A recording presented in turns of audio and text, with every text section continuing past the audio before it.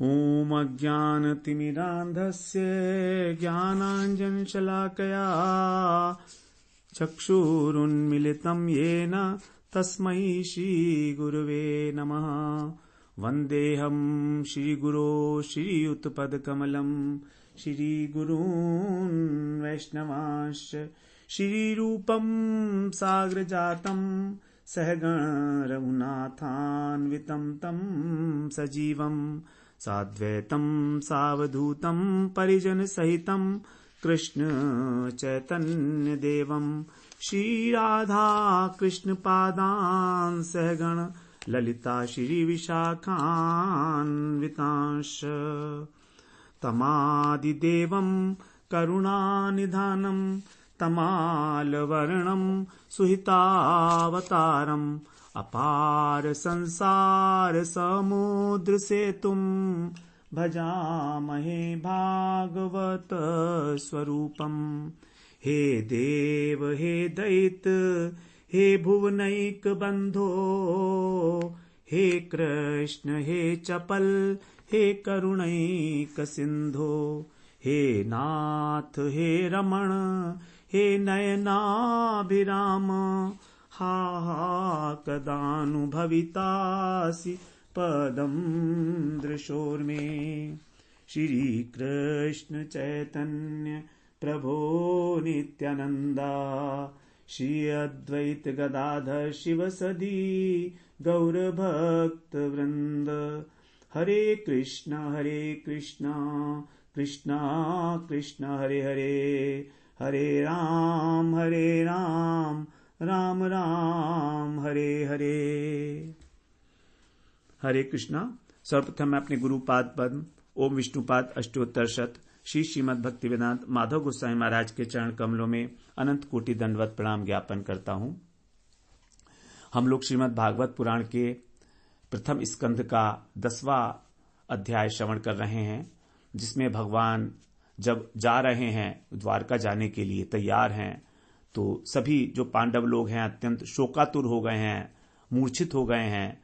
फिर जब उनका रथ जो है वो जाने के लिए तैयार है और चल रहा है हस्तिनापुर के अंदर, तो जो कुरुवंश की रमणियां हैं वो अपनी छत के ऊपर से भगवान के ऊपर पुष्प वर्षा कर रही हैं। दोनों प्रकार के वहां पर कुरुवंश के जो है जन समुदाय है। कुछ लोग भगवान को ऐश्वर्य बुद्धि से मानते हैं और कुछ माधुर्य बुद्धि से। किसी किसी का प्रेम है और कुछ लोग भगवान को ईश्वर मानते हैं।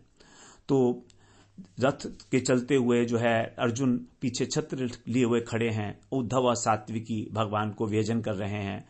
इस प्रकार से भगवान शोभायमान हो रहे हैं, द्वारका जाने के लिए तैयार है और जा ही रहे हैं। तैयार क्या है, ऊपर से गोप रमणियां आपस में बातें कर रही हैं। गोप रमणियां नहीं, कुरुवंश की रमणियां हस्तिनापुर में आपस में चर्चा कर रही हैं। तो भगवान के जो अनेक प्रकार के स्वरूप के सिद्धांतिक पक्ष है जो पुराणों में वेदों में वर्णित है, उसको आपस में चर्चा कर रही हैं कि वही पुराण पुरुष हैं जिनसे इस समस्त सृष्टि की, समस्त जगत की सृष्टि होती है, पालन होता है और संहार होता है। इन्हीं के अंदर महाप्रलय के समय सारे जीव अवस्थान करते हैं।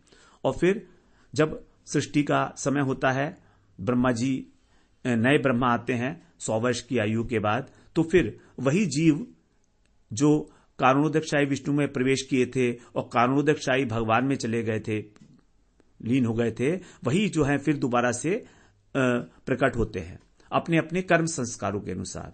तो ऐसा होते हुए भी भगवान किसी प्रकार से भी सृष्टि के अंदर लिप्त नहीं होते। यही भगवान का सबसे बड़ा अचिंत्य आश्चर्य की घटना है कि सृष्टि बनाई भगवान ने, पालन भी कर रहे हैं, लेकिन जरा भी उसमें आसक्ति नहीं है भगवान की।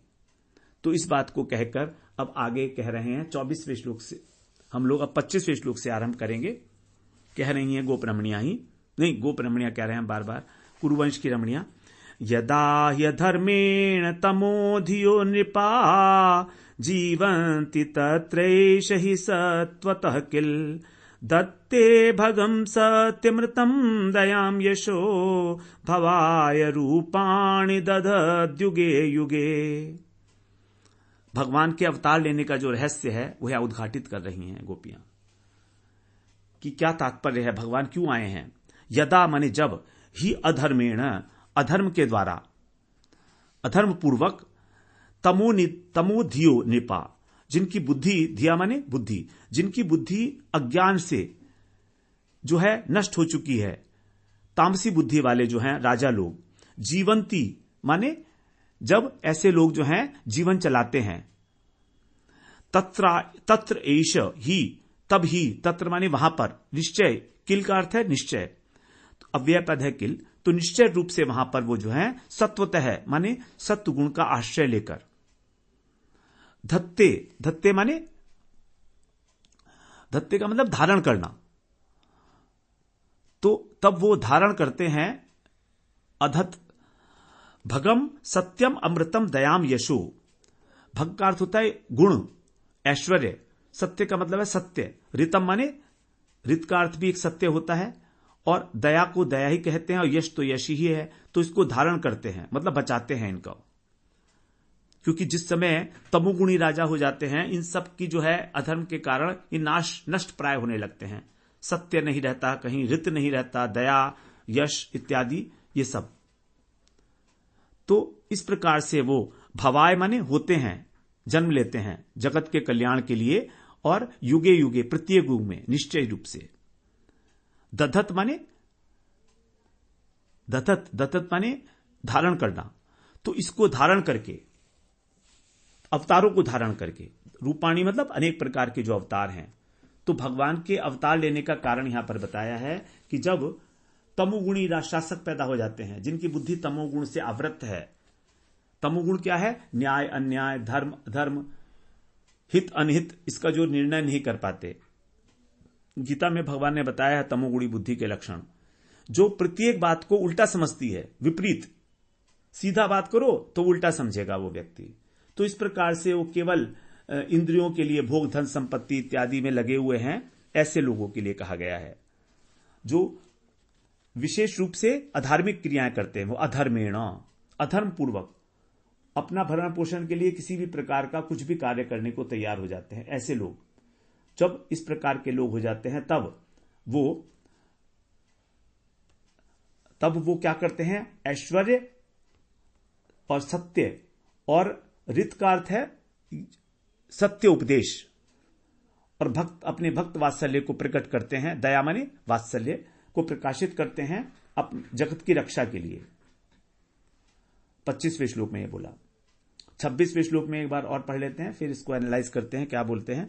अहो अलम श्लाघतमं यदोकुल महो अलम पुण्यतमं मधोर्वनम यदेश पुंसाम ऋषभ श्रियपति स्वजन्मना चक्रमेण चांचति। अहो अलम, अहो का मतलब है एक आश्चर्य, आश्चर्य है कि ये कैसी है, यदुवंश कैसा है, श्लाघ्य तमम, परम प्रशंसनीय है, यदुवंश परम प्रशंसनीय है। अहो मथुरा, और ये मथुरा कैसी है, पुण्यतमम, कितनी पुण्यवान है, मधोरवनम, मधोवनम का है मधुपुरी, तो जो मधुवन है ये मथुरा पवित्रतम है। कैसी क्यों है, क्योंकि यत एष माने ये कृष्ण, पुंसाम ऋषभ, ऋषभ का अर्थ होता है श्रेष्ठ, तो जो पुरुष शिरोमणि हैं ये श्रेयपति अर्थात लक्ष्मी के पति, स्वजन्मना अपने जन्म से, और फिर चंक्रमेण अंचति, उसमें विचरण करके इन्होंने उसको शोभित कर रखा है, ये इसीलिए है प्रशंसनीय। अहो यानी यदुकुल अतिशय रूप से प्रशंसनीय है, मथुरा भूमि अतिशय रूप से पवित्रतम है, क्योंकि ये जो लक्ष्मीपति श्रीपति कृष्ण है, इन्होंने प्रकट होकर यहां पर और अपनी लीलाओं के द्वारा इधर उधर भ्रमण करके, विचरण करके इसको सर्वपूज्य बना दिया है मथुरा नगरी को। तो यहां पर कहना है, पहले 25वें श्लोक में कहा उन्होंने कि वो सत्वतः किल, सत्व की रक्षा करने के लिए, सत्व को धारण करके भगवान जो अवतार लेते हैं वो लेते हैं सत्व को धारण करके, विशुद्ध सत्वमय है। विशुद्ध सत्व का अर्थ होता है, सत्व दो प्रकार का होता है, मिश्रित सत्व और विशुद्ध सत्व। मिश्रित सत्व है, मिश्रित सत्व और शुद्ध सत्व। तो मिश्रित सत्व है इस जगत के अंदर जो सत्व है। सत्व का मतलब होता है एग्जिस्टेंस, सत्व, और सत्व गुण भी है प्रकृति का, जिससे सभी चीजें जितनी संसार के अंदर जड़ वस्तुएं हैं उन सब का जो अस्तित्व देखने में आता है वो सत्व गुण के कारण है। स्थिति, वस्तुओं की स्थिति है सत्व गुण के कारण। तो यहां का जो सत्व गुण है उसमें कभी भी वो शुद्ध नहीं होता, उसमें रज और तम का मिक्सचर होता है, इसलिए उसको बोलते हैं मिश्रित सत्व इस जगत का। लेकिन इस जगत के पार जो प्रपंच से अतीत है, वैकुंठ में, वहां पर विशुद्ध सत्व विराजमान है। वहां पर किसी भी प्रकार का मिश्रण नहीं है रज और तम का। वहां पर भी स्थिति तो है, वहां पर भी अस्तित्व तो है, लेकिन वो अस्तित्व त्रिगुणात्मक नहीं है, वो अस्तित्व चिन्मय है, गुणातीत है, प्रकृति के अतीत है। तो भगवान जैसे सत्य चित आनंदमय हैं तो उनकी 3 वृत्तियां हैं, संघनी, संवित और आह्लादनी। शक्ति तत्व में आप श्रवण किए होंगे इसे, गीता में अगर आपने श्रवण किया है तो। अब ये जो भगवान की स्वरूप शक्ति है, एक ही शक्ति है, उसके अंदर एक गुण है, उसकी एक वृत्ति है, और उसे बोलते हैं स्वप्रकाशिका व्यक्ति, अर्थात वो अपने आप से ही प्रकाशित है, अपने आप से ही, उसका कोई कारण नहीं है। तो भगवान अपनी उस स्वरूप शक्ति की जो स्वप्रकाशमय वृत्ति है, भगवान की ही है वो भी, तो भगवान अपनी स्वरूप शक्ति की स्वप्रकाशमय वृत्ति, जिससे कि सभी वस्तुएं प्रकाशित होती हैं। प्रकाशित होने का मतलब है भगवान की सत्ता, भगवान के परिकरों की सत्ता, वो भी उसी से होती है। क्योंकि भगवान हैं, वो भी तो किसी शक्ति का आश्रय लेकर ही है ना। तो भगवान की अपनी ही शक्ति है जिससे वो हैं, और जिससे वो हैं उसी से भगवान के परिकर हैं, नित्य परिकर हैं, जो भगवान की सेवा करते हैं चिन्मय धाम में। तो वो वाली वृत्ति जिससे इन सभी की सत्ता प्रकाशित होती है, उसको हम बोलते हैं विशुद्ध सत्व।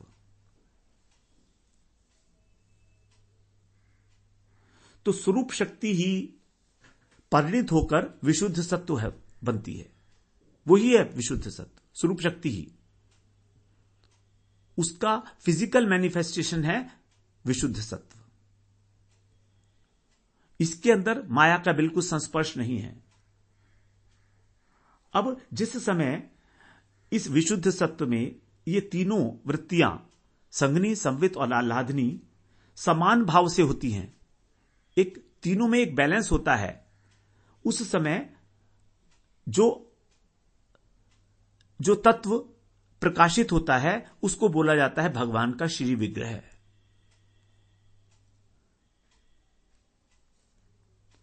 भगवान का श्री विग्रह क्या है? भगवान की स्वरूप शक्ति के अंदर जो 3 वृत्तियां हैं, संघनी, संवित और आह्लादनी, उनकी सम अवस्था, समान रूप से उनका होना, उसको बोलते हैं श्री विग्रह। और इसी के द्वारा भगवान अपने को और अपने स्वरूप को अलग अलग अवतारों के रूप में अवतरित करते हैं। जब भगवान इस प्रपंच में आते हैं तो कभी राम के रूप में आते हैं, कभी नरसिंह के रूप में आते हैं, कभी कृष्ण के रूप में ही आ जाते हैं। तो ये जो अवतार हो रहे हैं, ये है श्री विग्रह भगवान का। तो श्री विग्रह क्या है? भगवान की स्वरूप शक्ति की ही जो 3 वृत्तियां हैं, उनकी साम्यावस्था। और ये सभी विग्रह जो है सच्चिदानंदमय होते हैं, माइक नहीं होते, लेश मात्र भी माया का स्पर्श नहीं है इनमें। तो इस प्रकार के भगवान जब अवतीर्ण होते हैं तो फिर वो रित का मतलब है उपदेश, धर्मोपदेश, सत्य प्रतिज्ञता,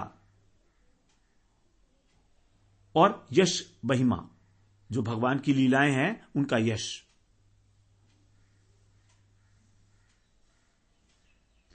तो ये गुण है भगवान के, सत्य, रित, दया और यश।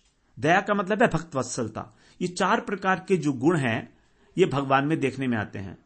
भगवान सत्य स्वरूप है, भगवान सत्य उपदेश देते हैं, भगवान दया मतलब वात्सल्यपूर्ण है, और भगवान की कीर्तियों का पवित्र करने वाले हैं। यश, भगवान का परम यश है कि उनकी लीलाओं के माध्यम से। ये तो 25वें श्लोक की बात हुई। 26वें में कह रहे हैं, देखो ये कितनी आश्चर्य की बात है। अहो अलम श्लाघतमम यदो, कि यदुवंश हमारा कितना धन्य है कि इन्होंने यहां पर जन्म लिया। धन्याति धन्य कर दिया इन्होंने। मथुरा भूमि में इन्होंने कारागार में जन्म लिया, वो अतिशय पुण्यमती हो गई। सारी तीर्थों में मथुरा को सर्वोपरि माना गया है। इन्होंने वहां पर उसको अपने चरण चिन्हों से अंकित किया है। मथुरापुरी का मतलब यहां पर मथुरा जनपद के अंदर जो भी है, वृंदावन वगैरह सब उसी में आ जाएंगे। तो इस प्रकार से यदुवंश और मथुरा की कितनी महिमा है, कितना सौभाग्य है। अब 27वें श्लोक में कह रही हैं, अहोबत स्वर यश सरे, अहोबत स्वर यशस् तिरस्करी। 27वां श्लोक है। अहोबत स्वर यशस् तिरस्करी, कुशिस्थली पुण्य यशस्करी भुवः, पश्यन्ति नित्यं यदनुग्रहेशितं, स्मितावलोकं स्वपतिं स्मयत् प्रजः। अहो माने कितना आश्चर्य की बात है कि बत माने निश्चय रूप से ही जो स्वर्ग का सुयश है उसका इन्होंने तिरस्कार कर दिया। तिरस्करी, ये जो मधुपुरी है हमारी, और भुवा पुण्य यशस्करी, प्रकृति का जो पृथ्वी का यश है उसको पवित्रता दे रही है। स्वर्ग को तो तिरस्कार कर दिया, और पृथ्वी पर है क्योंकि मथुरापुरी, इसलिए यहां पर यश दे रही है। कुश स्थली, ये द्वारका, अब द्वारका की वर्णन कर रहे हैं। ये द्वारका नगरी जो है ये इस पृथ्वी को पवित्र यश देने वाली है और स्वर्ग का तिरस्कार करने वाली है। क्योंकि यत माने क्योंकि यहां की प्रजा, यहां की जो प्रजा है वो अनुग्रह ईशितम, अनुग्रह पूर्वक भगवान जिस प्रजा को देखते रहते हैं कृपा करते हुए, क्योंकि भगवान की अत्यंत कृपा है इस प्रजा के ऊपर, तो कह रहे हैं कि भगवान की जो अनुग्रह पूर्ण कृपा है उसको, उसका अवलोकन करती रहती है प्रजा भगवान का। तो भगवान की उस मुस्कान, मंद मंद मुस्कान भरी अवलोकन का नित्य दर्शन करने के कारण ये द्वारकापुरी धन्य है। तो कुल रमणियों का ध्यान जो है मथुरा के वर्णन करते करते द्वारका पे चला गया, क्योंकि अब जाने वाले हैं द्वारका। तो द्वारका की महिमा देख के तो और भी आश्चर्य होता है, क्योंकि लोग सोचते हैं कि स्वर्ग के अंदर बहुत सुख शांति है और कहीं नहीं है, लेकिन द्वारका ने तो स्वर्ग की जो कीर्ति है उसको धूल में मिला दिया है और पृथ्वी को यशस्वी कर दिया है। तभी वहां पर विहार करते हैं भगवान, वहां पर द्वारका में विहार करते हैं। मथुरा में भी विहार किया है, ब्रज में तो किया ही है। अब आगे कह रहे हैं 28वें श्लोक में, नूनम व्रति स्नान हुता दिनेश्वरः, समचितो यस्य गृहीत पाणिभिः, पिबन्ति आसख्य धरामृतं मुहुर्, ब्रज स्त्रिय सम्मुहुर् यशादया यदाशया। क्या करते हैं भगवान? हे सखी, निश्चित रूप से, नूनम माने निश्चित रूप से, व्रत स्नान यज्ञ इत्यादि, हुत माने यज्ञ इत्यादि, दिनेश्वर माने सूर्य, सूर्य भगवान का जिन्होंने पूजन किया है, समर्चितम वे, और यस्य ग्रहित पाणी भी, जिन्होंने इनका पारिग्रहण किया है, वे ब्रज स्त्रियां। यहां पर गोपियों की महिमा आ रही है, क्योंकि गोपियां सूर्य पूजन करती थी ना भगवान का, तो इसलिए कहा है। और व्रत भी किया है उन्होंने, कात्यायनी व्रत भी किया है। तो जिन्होंने इस प्रकार का व्रत किया है और सूर्य पूजा की है भगवान की, और पाणी ग्रहण भी किया है, इनका ग्रहित पाणी भगवान का जो है उन्होंने हाथ पकड़ा है, ऐसी ब्रज स्त्रियां जो हैं, यत आशया सब मुमुहु, जिनको प्राप्त करने की इच्छा से मोहित हो गई हैं बार बार, और मुहु अधरामृतम पिबंती, निरंतर भगवान के अधरामृत का जिन्होंने पान किया है, ऐसी ब्रज गोपियां। तो यहां पर ब्रज की महिमा आ गई। 28वें श्लोक में ब्रज की महिमा है। तो इनके स्मरण मात्र से जो बार बार मूर्छित हो जाया करती थी, सम्मोहित हो जाती थी। तो जो पहले यहां पर 27वें श्लोक तक जो है ना, 21वें श्लोक से आरंभ हुई है कुरुवंश की रमणियों की स्तुति, 27वें श्लोक तक जो है वो शांत रति वाली जो रमणियां हैं उनके लिए कहा गया है। अब 28वें श्लोक और आगे के दो श्लोक हैं वे मधुर भाव वाली रमणियां हैं, 28, 29, 30। क्योंकि कह रही है ना अब ये ब्रज की प्रशंसा कर रही है, तो ब्रज तो भगवान का माधुर्यमय स्थान है। तो हमने तो इस प्रकार का कोई व्रत इत्यादि नहीं किया, कात्यायनी व्रत वगैरह, और हम तो इनके अधरामत का पान भी नहीं कर सकती हैं, लेकिन हमारे लिए क्या यह भी कम है कि जिस अनुपम सौंदर्य का पान उन ब्रज गोपियों ने किया है, हम भी उसका पान कर रहे हैं आज। तो रुक्मणी आदि पर जो पटरानियां हैं भगवान की, वे तो परम भाग्यशाली हैं ही, क्योंकि वो तो द्वारका में हैं।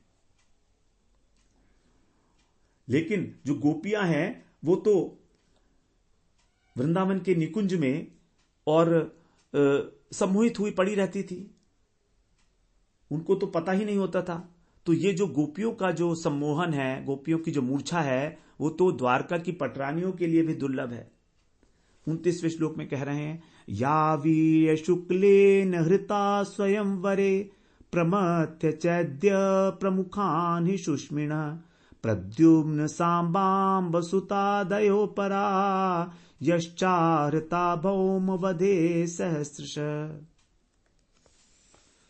या वीर शुक्लेन, जो अपनी शक्ति पराक्रम का मूल्य देकर, और शिशुपाल जिनमें मुख्य था, चैद्य प्रमुखान, ऐसे सुष्मिण हैं, उन राजाओं का मथन करके, मतलब उनको पराजित करके स्वयंवर में जो हरण कर लाए, जिनके पुत्र प्रद्युम्न सांब इत्यादि हैं, और जो हजारों दूसरी कन्याओं को जो नरकासुर को मारकर लेकर आए थे। भगवान ने जो है नरकासुर ने 16,100 राजकुमारियों को कैद कर रखा था, तो उनको भगवान ने मारा है, और मारकर सभी को जो है अपनी पटरानी बनाया है भगवान ने। तो कह रहे हैं कि स्वयंवर के अंदर जो पराजित किया जिन्होंने शिशुपाल इत्यादि प्रमुख राजाओं को, और अपनी शूरवीरता का मूल्य दिया, वीर शुक्लेन, ऐसी जो रुक्मणी है प्रद्युम्न की माता जी, और सांब की जननी है जाम्बती, आंब की जननी है नग्निति, और सत्यभामा इत्यादि जो अनेक पटरानियां हैं, और इसके अतिरिक्त भी नरकासुर को मारकर जो भगवान 16,100 रानियां लाए हैं, वे ऐसे भगवान उसके प्रति क्या कह रही हैं? वो 30वें श्लोक में कह रहे हैं, आहरता माने लेकर आए हैं, उनको जीत कर लाए हैं। एता परम स्त्रीत्वमपास्तमेशलम निरस्त शौचम बत साधु कुर्वते यासाम ग्रहात् पुष्कर लोचन पतिर न जात पैत्याहृतिभिर्हृदि स्पृशन।